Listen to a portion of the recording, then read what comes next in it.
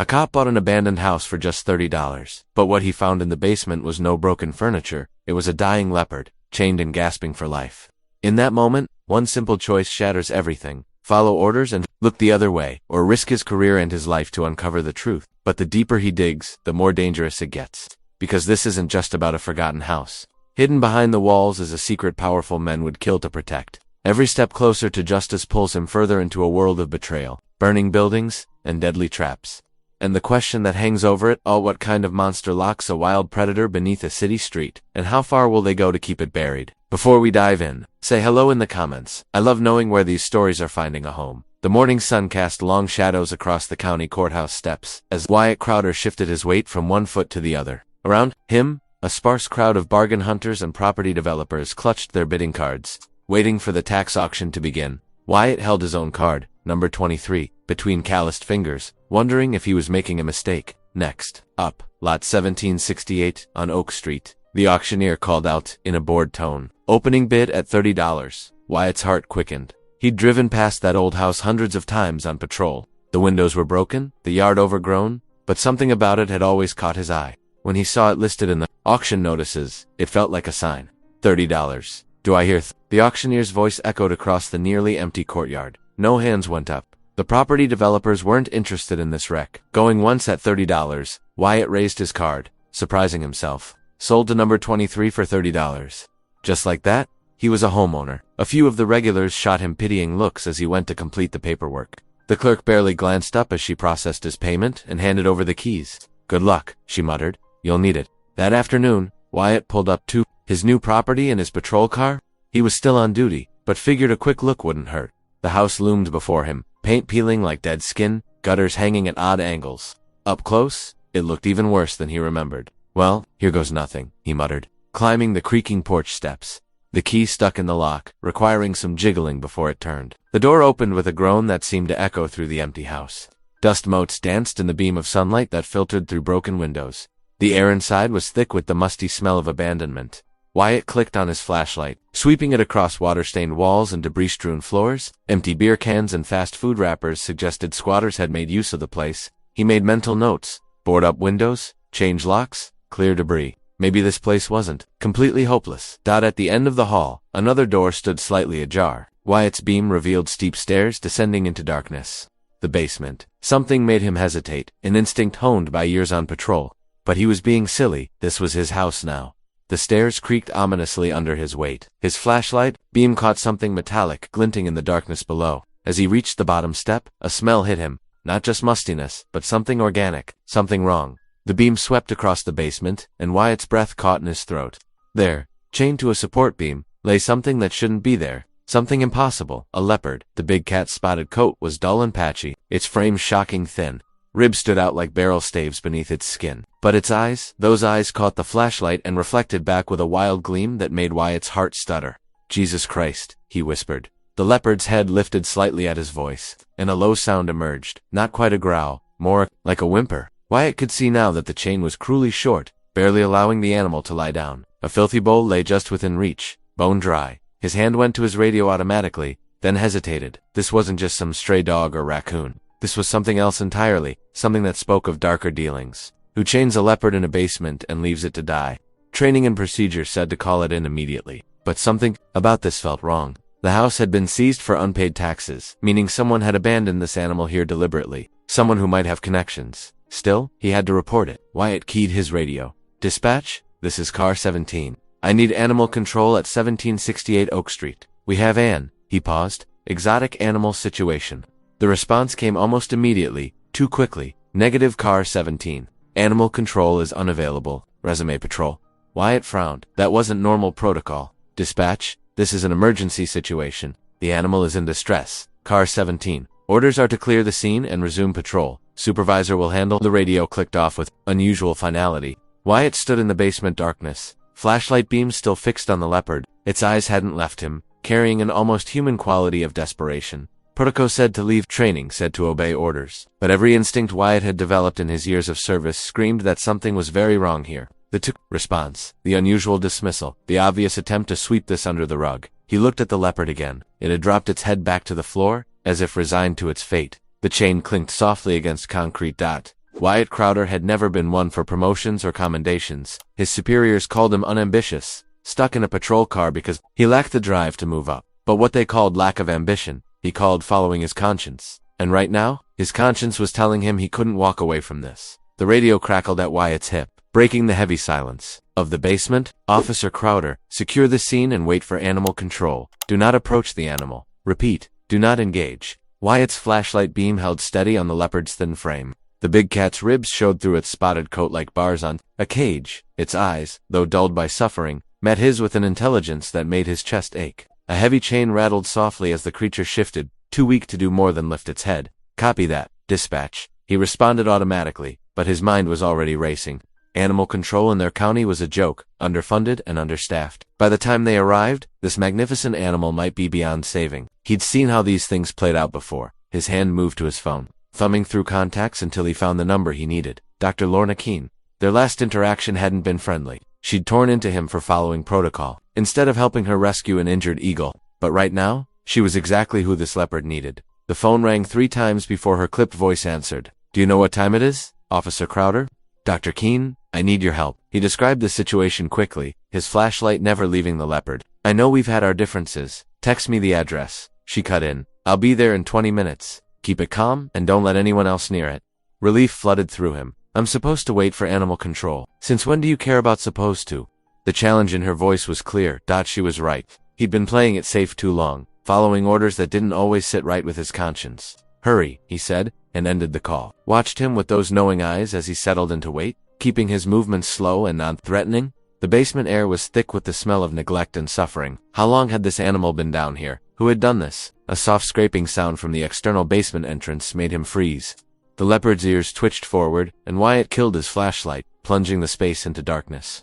More scratching, then the distinct sound of someone trying to work. The old lock. Wyatt drew his service weapon and moved silently toward the noise, using the wall as a guide. The door hinges protested as they were forced open, and a beam of light cut through the darkness. A figure in dark clothing began descending. The stairs. Police? Stop right there. Wyatt's voice boomed in the confined space. The intruder jerked, the flashlight beam swinging wildly before clattering down the stairs. Without hesitation, they turned and bolted back up and out into the night. Wyatt pursued, taking the stairs, 2 at a time. But by the time he reached the yard, there was only the sound of a car engine roaring to life somewhere in the distance. His heart pounded as he returned to the basement, retrieving the dropped flashlight. It was an expensive model, much nicer than standard issue.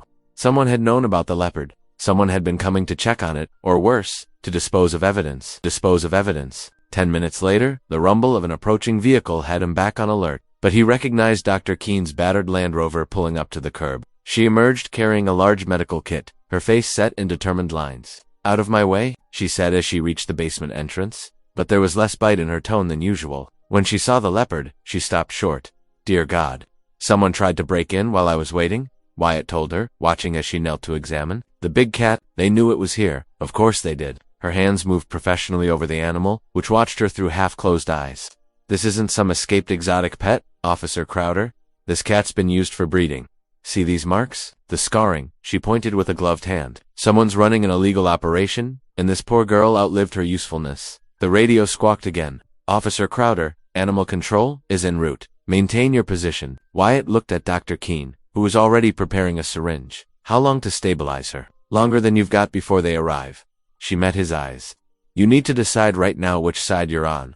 There are people who want this quiet, want this animal to disappear, the kind of people who can make a leopard vanish from county records. The weight of the decision pressed down on him. His whole career, he'd played it safe, kept his head down, followed orders. But he couldn't unsee what was in front of him, couldn't ignore the evidence of systematic cruelty and corruption. Do what you need to do, he said firmly. I'll handle animal control. She nodded once, already focused on her work. There's a preserve 3 counties over. They can take her, no questions asked. But we'll need to move fast. The leopard rumbled softly as Dr. Keene administered the first injection, and Wyatt saw something like trust in those amber eyes.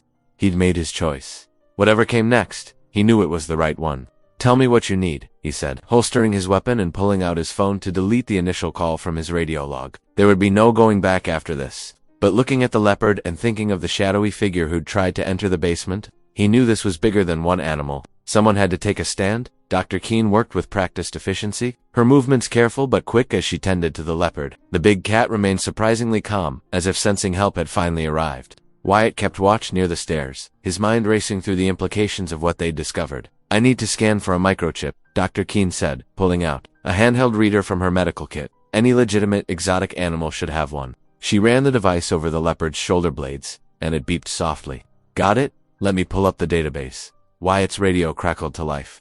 Crowder, this is Miri. The voice of Miri Lozano, his friend in dispatch, was pitched low and urgent. Something weird is happening with your call. It's been reclassified as a property dispute. The animal control response has been cancelled. He clicked his radio. Copy. But thanks for the heads up. Looking at Dr. Keene, he saw her face had gone pale in the beam of her flashlight. What did you find, Miss Leopard? She swallowed hard. She's registered to Hazelwood Preserve, property of Burgess Hale. The name hit Wyatt like a physical blow.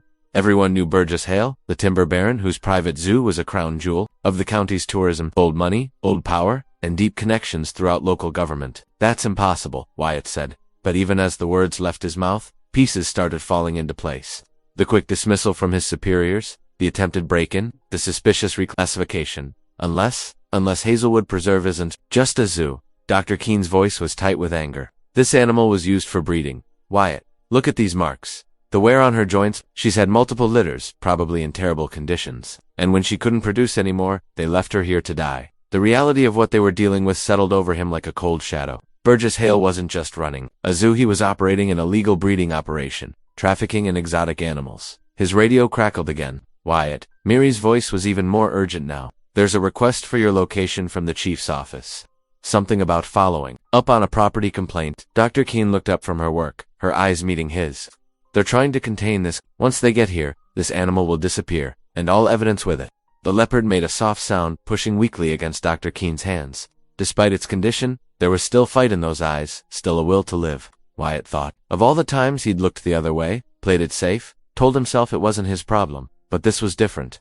This wasn't just about one animal. It was about a system of corruption that ran deep through his community. How stable is she? He asked. I've given her fluids and some basic treatment. She needs proper medical care, but she can be moved. Dr. Keene started repacking her kit. I have contacts at a legitimate sanctuary, people who can help expose this. Wyatt's radio buzzed again, but he ignored it. If we do this, there's no going back. Hale has influence everywhere. Our careers. Are you really worried about your career right now? Dr. Keene challenged, but her voice was gentle. Look at her, Wyatt. How many others are there? How long has this been going on? He knew she was right. The leopard watched them both, and in its gaze, he saw all the animals that had come before, all the suffering that would continue if someone didn't take a stand. We need to move fast, he said, already pulling out his phone to delete more records of the call. Can your vehicle handle her? The Land Rover's ready. I have a transport cage in the back. I came prepared. She gave him a grim smile. I've dealt with cases like this before, just not on this scale. As they prepared to move the leopard, Wyatt sent one last message to Miri, taking personal time, we'll explain later. He knew she would understand, and probably guess more than was safe for her to know. The scope of what they were up against was daunting.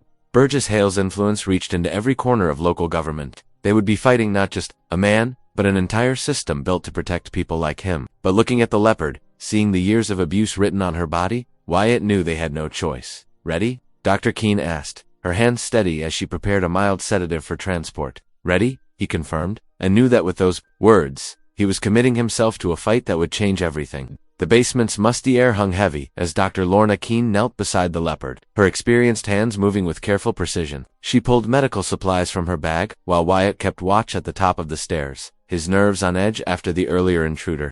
The good news is, he's stable enough to move, Lorna announced, checking the big cat's vital signs. I've given him fluids and a mild sedative, but we need to get him out of here fast. I've got a friend at dispatch, Wyatt said. Miri Lozano. She's noticed something fishy about how this call's being handled. She's waiting at my rehabilitation barn. It's isolated, secure. Lorna nodded, her eyes never leaving the leopard. Before we move him, let me scan that microchip again. She passed the scanner over the animal's shoulder, and this time copied the data to her phone. Back up, just in case. Working together, they carefully transferred the weakened leopard onto a sturdy transport tarp. The animal barely stirred, breathing shallow but steady. As they carried their precious cargo up the basement stairs, Wyatt's police radio crackled with increasing urgency. He ignored it. 20 minutes later, they pulled up to Wyatt's rehabilitation barn, a sturdy structure, set back from the road and surrounded by dense trees. Miri was waiting, her usually cheerful face drawn with worry. They're looking for you, Wyatt, she said as she helped them unload. The chief's furious. And that call classification, it keeps changing. First it was an animal control issue, Then, a property dispute. Now it's listed as a routine patrol check. Someone's covering tracks. Inside the barn, they settled the Leopard into a secure recovery pen. Lorna immediately set up an IV drip while Wyatt and Miri reviewed the microchip data. On a laptop, Hazelwood Preserve, Miri confirmed, her fingers flying over the keyboard. Owned by Burgess Hale. That man's got more money than God and friends in every office that matters. The sound of distant sirens made them all freeze. Through the barn's dusty windows, an ominous orange glow lit up the night sky in the direction of the abandoned house fire. Wyatt breathed. Without thinking, he grabbed his keys. The evidence, everything we need to prove what happened to him. It's all still there. Wyatt? No. Lorna caught his arm. It's too dangerous. It's too dangerous. But he was already running to his truck. The drive back seemed to take forever, though it couldn't have been more than 10 minutes.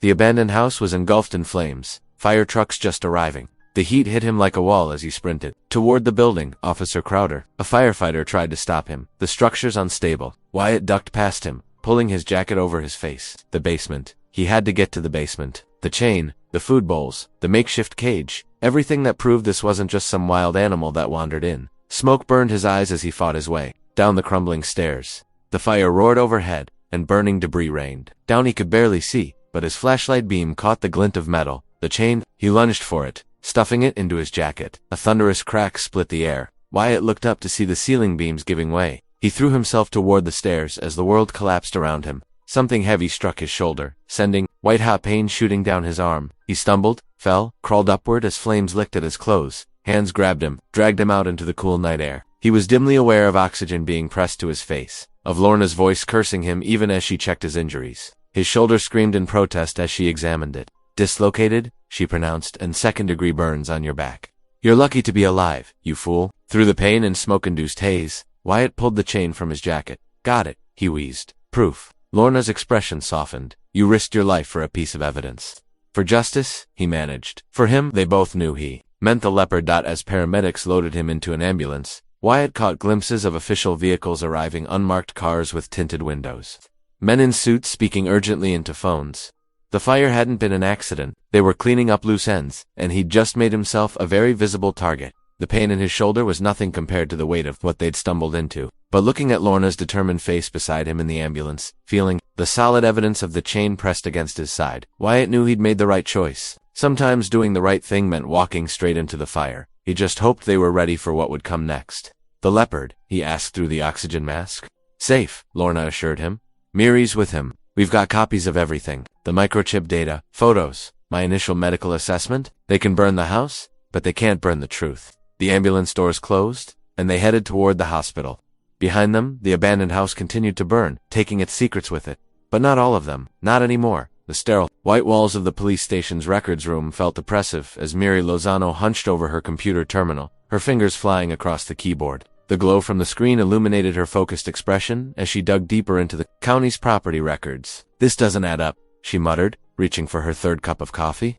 Something about the $30 house sale had been nagging at her since Wyatt first mentioned it.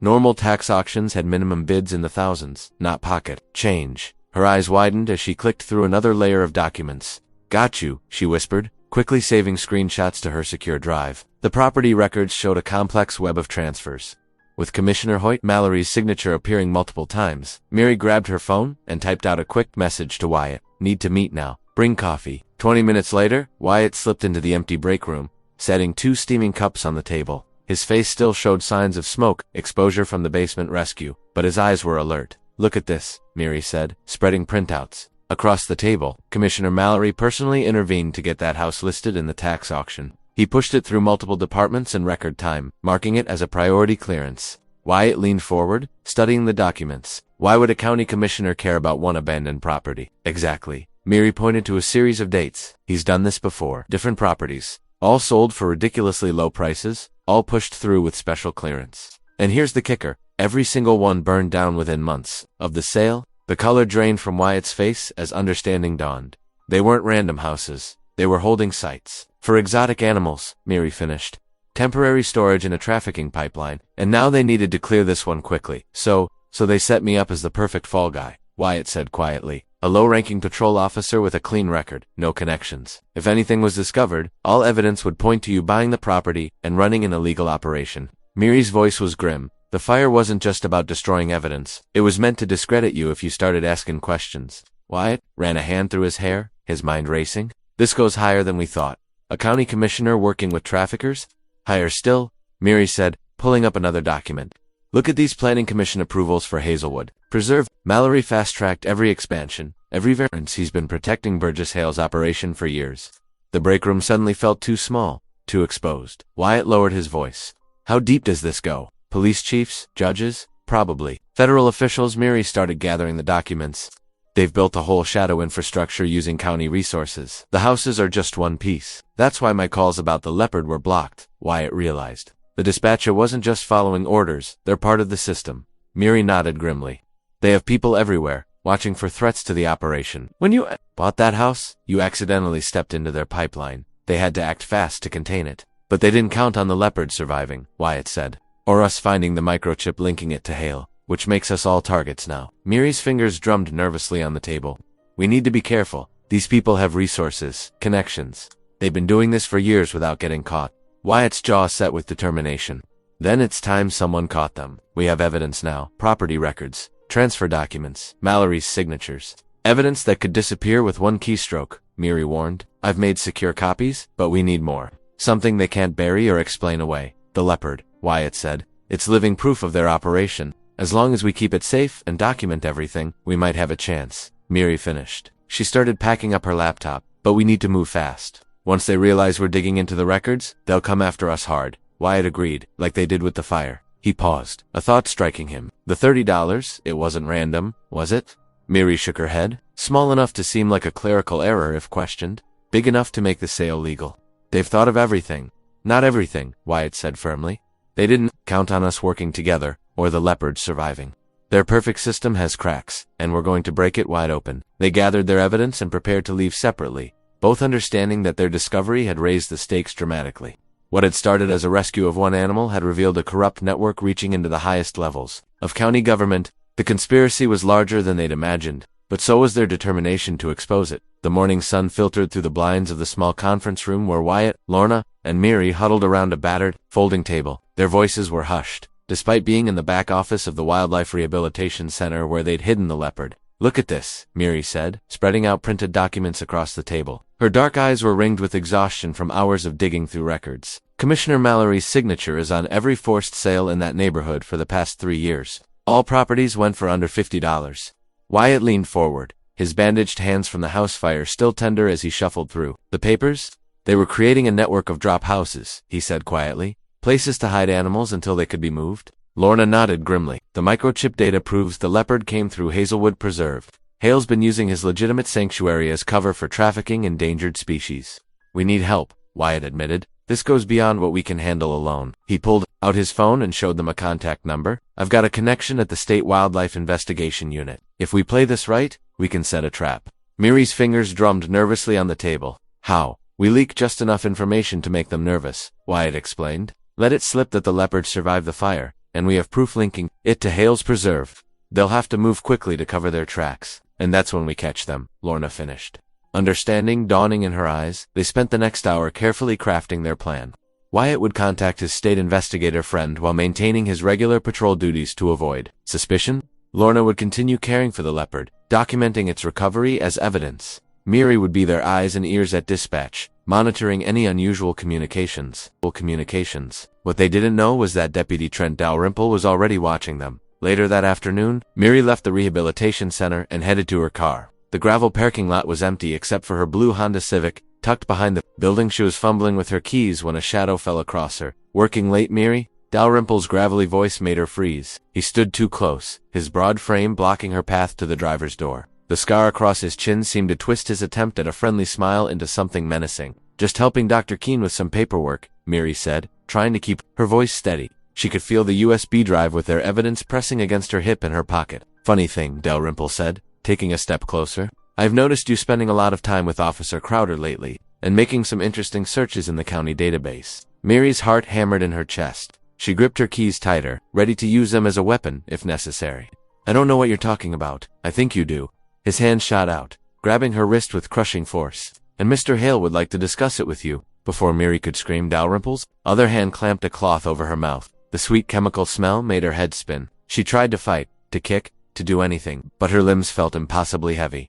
The last thing she saw was her keys falling to the gravel as Dalrymple dragged her toward a waiting SUV with tinted windows.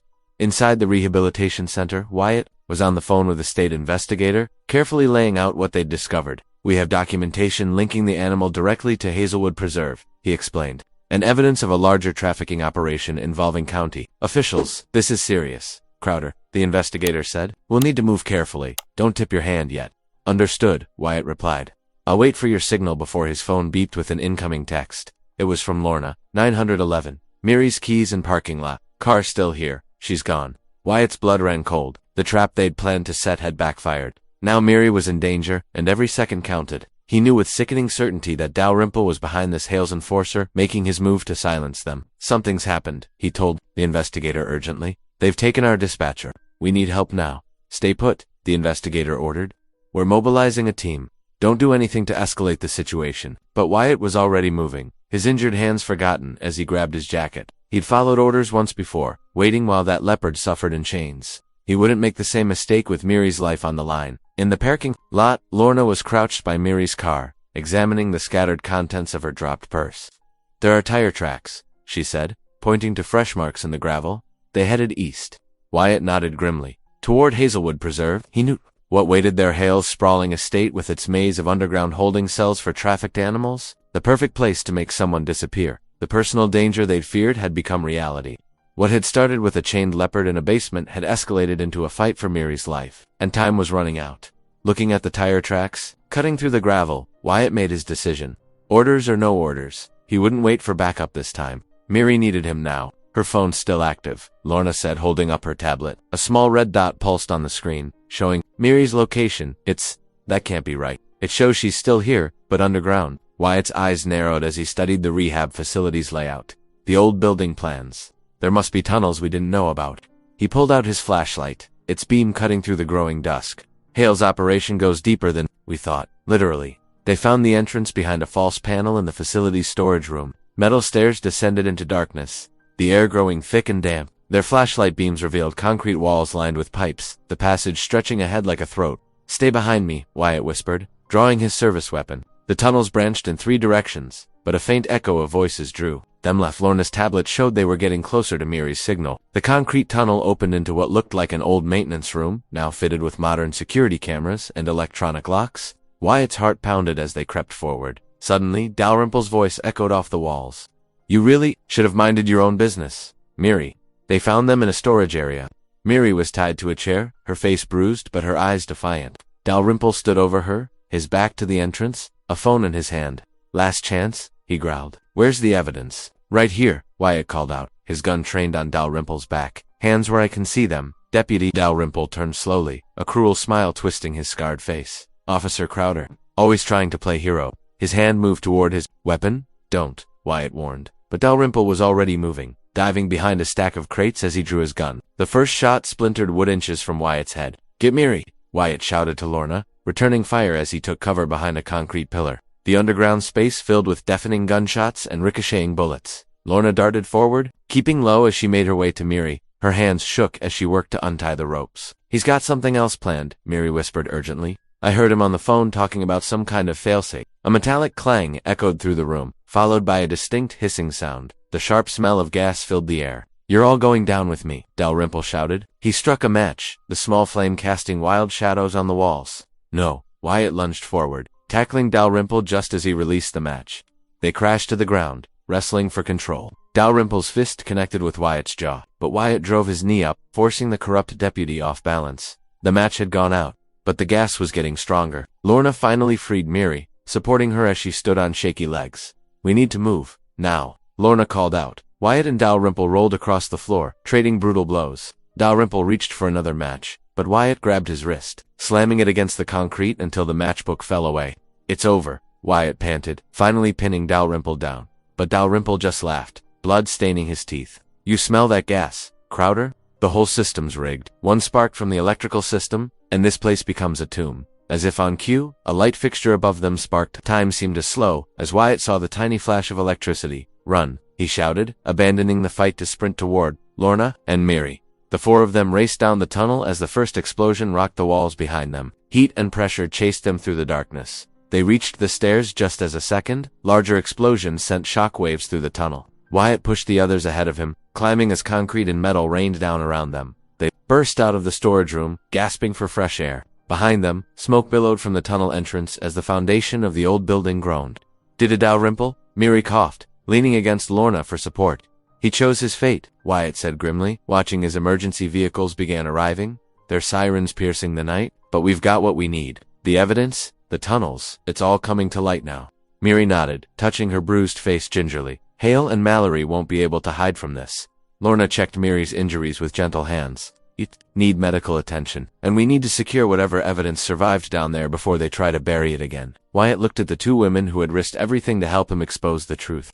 The corrupt system they'd fought against had just tried to silence them permanently, but they'd survived. More importantly, they'd saved each other. Emergency. Crews swarmed the area, and in the chaos, Wyatt knew their fight wasn't over. But standing there with Lorna and Miri, watching smoke rise from the exposed tunnels of corruption, he felt something he hadn't expected: hope. Wyatt's hands trembled slightly as he adjusted the hidden microphone under his shirt collar. The wire felt cold against his skin, a constant reminder of what was at stake. He stood in the dim hallway of the state police office, letting out a long breath to steady his nerves. "Are you sure about this?" Lorna asked, her voice tight with concern. She reached out and straightened his jacket lapel, a small gesture that carried volumes of worry. "No other choice," Wyatt replied quietly. "Hale and Mallory think they've covered their tracks. They won't expect a desperate buyer looking to make the evidence disappear." State Investigator Chen double-checked the recording equipment. "Remember, we need clear admissions. Get them talking about the trafficking operation, the Leopard, anything that ties back to their network." Wyatt nodded, his jaw set with determination. The memory of finding that chained leopard in the basement still burned in his mind. He couldn't let them get away with it. The drive to Hazelwood Preserve felt surreal. Rolling pastures and manicured fences stretched for miles, a pristine facade hiding ugly truths. Wyatt pulled up to the main gate where a security guard checked his ID against a list. "Mr. Hale is expecting you in the shipping barn," the guard said, waving him through. The barn loomed ahead, a massive steel structure that could have housed aircraft. Its clean lines and fresh paint job looked nothing like a typical farm building. As Wyatt parked, he spotted Commissioner Mallory's black SUV, already there. Taking one final deep breath, he stepped out into the autumn air. His boots crunched on gravel as he approached the small side door. Each step felt heavy with purpose. Inside, the barn was climate-controlled and eerily clean. Stainless steel cages lined the walls, most empty now. The air smelled of industrial cleaner and something else. Fear, perhaps, lingering from countless animals that had passed through. "Officer Crowder," Burgess Hale's voice echoed across the concrete floor. He stood near a desk at the far end, dressed in an impeccable gray suit that probably cost more than Wyatt made in a year. Commissioner Mallory lounged in a leather chair nearby, trying to project casual authority. "Not here as an officer," Wyatt said, forcing his voice to stay level. "Here because we both have problems that need solving." Hale's eyebrows lifted slightly. "Do tell. That microchip data from your Leopard? I've got it, and I'm thinking we can help each other out." Wyatt moved closer, keeping his hands visible and non-threatening. "My Leopard." Hale's face remained neutral, but his eyes hardened. "I'm not sure what you mean." "Come on," Wyatt said, letting frustration edge into his voice. "We both know that animal came from here. The chip proves it, but maybe that proof could disappear for the right price." Commissioner Mallory leaned forward, suddenly interested. "That's quite an accusation, son, and quite an offer." "Not an accusation. Business." Wyatt met their stares. "I've got bills to pay, just like anyone. And that evidence would be worth a lot to the right buyer." Hale walked a slow circle around Wyatt, studying him. "You surprise me, officer. I had you pegged as the righteous type. Maybe you don't know me as well as you think." Wyatt's heart pounded, but his voice stayed steady. "I know how this works. That house wasn't random. It was part of your pipeline. Wasn't it a holding facility?" "Clever boy," Mallory said with a cold smile.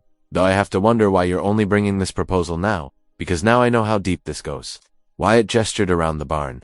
"This whole preserve is just a front, isn't it? Moving exotic animals through legitimate channels to hide the illegal trades." Hale stopped pacing and fixed Wyatt with an intense stare. "You seem to have figured out quite a lot, enough to know you can't afford that chip data getting out." Wyatt held his ground. "The Leopard was just one piece.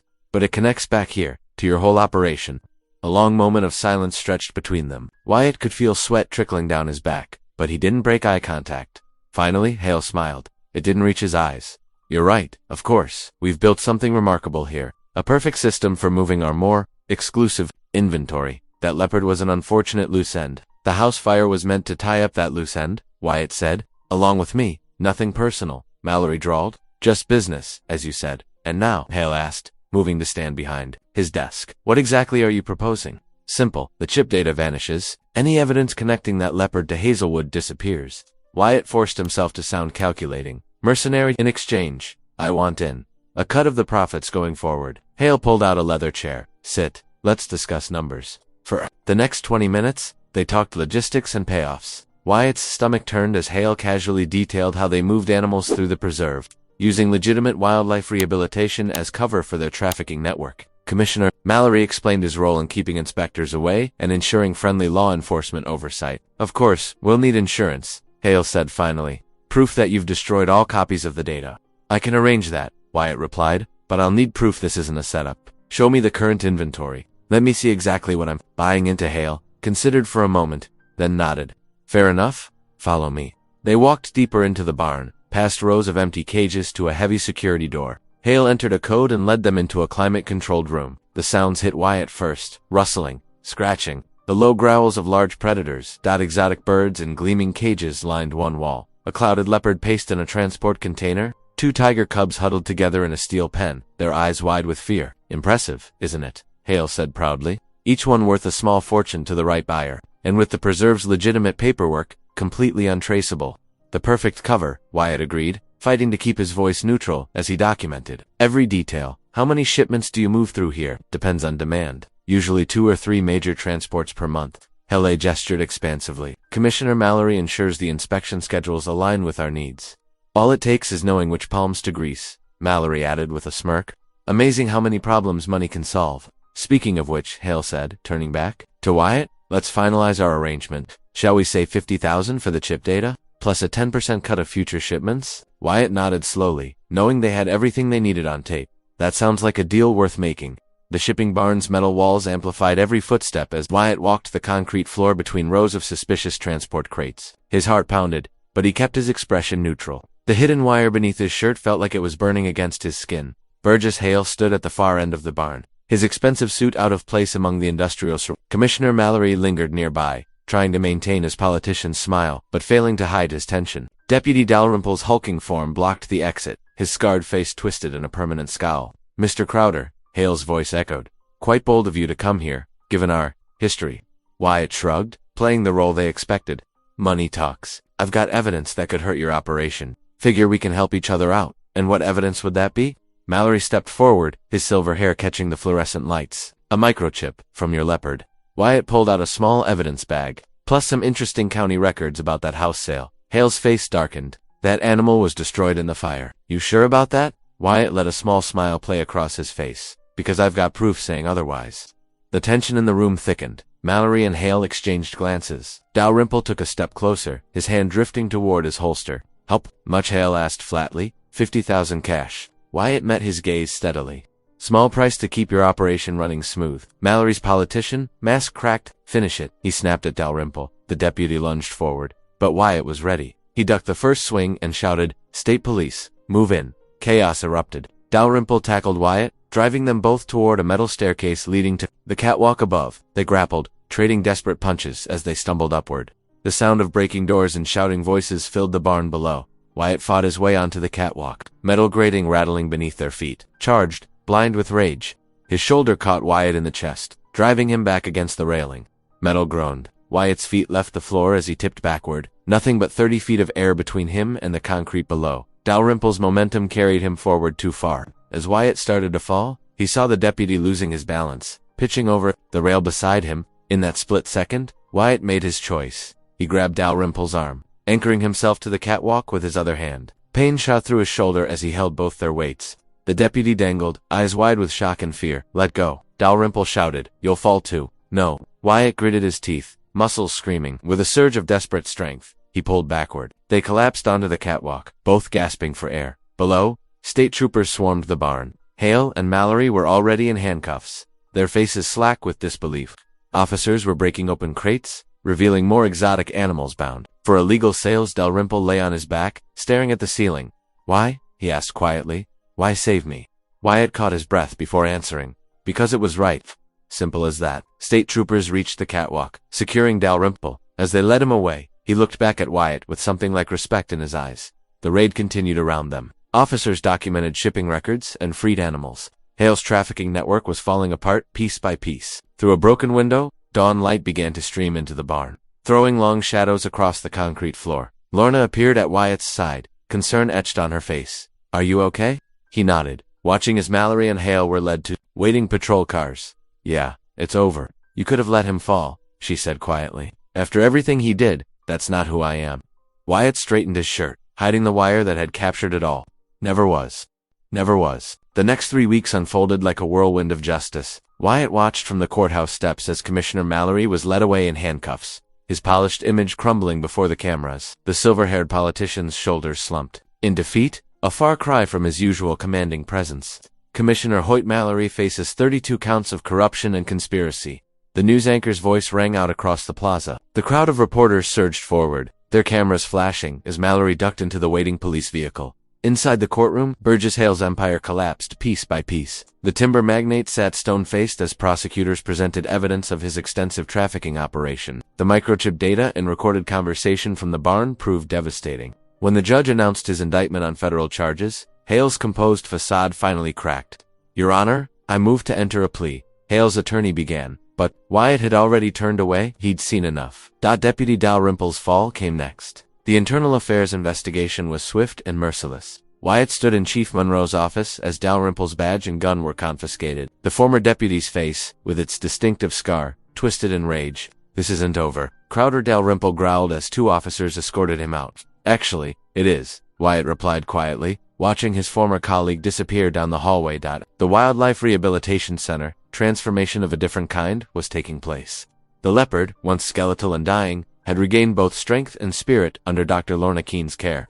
Its dull coat now gleamed with health. "Muscles, rippling beneath spotted fur, ready for the big day?" Lorna asked, joining Wyatt at the observation window. Her practical clothes were dusty from morning rounds, but her eyes sparkled with satisfaction. "Hard to believe it's time," Wyatt admitted, watching the Leopard pace with restored grace. "Remember how we found him? Like a ghost." Lorna nodded. "Now look at him. Pure wild dignity." The sanctuary transport arrived early the next morning. Wyatt and Lorna supervised as the Leopard was carefully loaded, its powerful form a testament to survival. Before the doors closed, the big cat turned its amber eyes toward them one last time. "That's what justice looks like," Lorna said softly, her shoulder brushing against Wyatt's. "Worth every risk," he agreed, thinking of burning houses and underground battles. Later that afternoon, they stood together in front of Wyatt's purchased house. The $30 property still bore scars from the fire, its blackened walls a memorial to corruption, exposed. But Wyatt saw something else in the ruins, a reminder of choices made and principles kept. "You're really keeping it?" Lorna asked, surveying the damage. "Yeah," Wyatt nodded.